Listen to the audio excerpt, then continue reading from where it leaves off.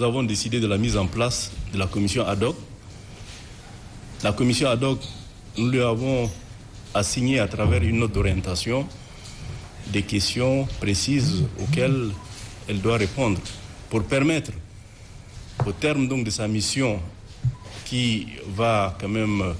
être sanctionnée par un rapport à présenter le mercredi prochain, de pouvoir cette fois-ci engager la discussion globalement sur tout ce qui a trait donc à la Constitution,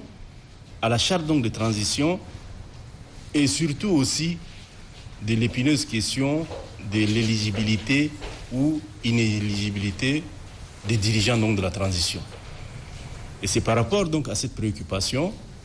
et pour que nous ne puissions pas engager un débat qui va déboucher certainement sur des clivages, parce que si nous engageons de manière fragmentaire le débat sur la forme donc de l'État, qui est un élément qui doit figurer, bien entendu, en termes donc d'orientation pour la rédaction de la future Constitution, nous aurions déjà créé une atmosphère qui va certainement amener donc ceux qui se seraient rendus quand même pas du tout satisfaits des conclusions. On leur offrirait donc l'occasion donc de pouvoir déjà penser à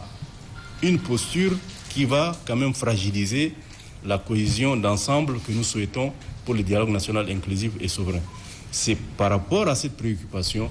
et pour plus d'éclairage, pour que les uns et les autres se prononcent en toute conscience que nous avons estimé que le délai que nous assignons à la commission ad hoc est un délai que nous devons donc observer pour permettre, à la suite de la présentation de leur rapport, d'engager un débat, et cette fois-ci un débat orienté qui va permettre de ne pas diluer les préoccupations donc majeures dans des considérations qui ne sont pas donc du tout donc attendues par les Tchadiens en ce moment dans le cadre de la refondation.